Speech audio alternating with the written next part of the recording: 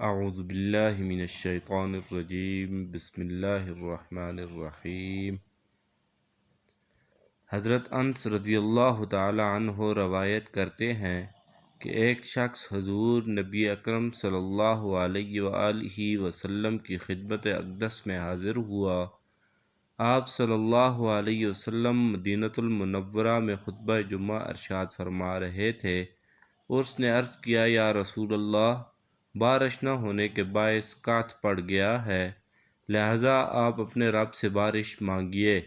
تو آپ صلی اللہ علیہ وسلم نے آسمان کی طرف نگاہ اٹھائی اور ہمیں کوئی بادل نظر نہیں آ رہا تھا۔ آپ صلی اللہ علیہ وسلم نے بارش مانگی تو فوراً بادلوں کے ٹکڑے آ کر آپس میں ملنے لگے، پھر بارش ہونے لگی، یہاں تک کہ مدینہ منورہ کی گلیاں بہہ نکلیں اور بارش متواتر اگلے جمعے تک ہوتی رہی۔ پھر وہی یا کوئی دوسرا شخص کھڑا ہوا اور عرض کیا، یا رسول اللہ صلی اللہ علیہ وسلم، ہم تو غرق ہونے لگے، لہٰذا اپنے رب سے دعا کیجئے کہ اس بارش کو ہم سے روک دے۔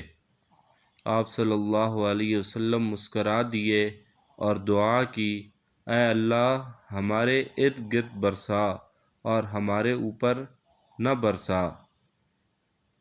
سو بادل چھٹنے لگے اور مدینۃ المنورہ کے دائیں بائیں جانے لگے۔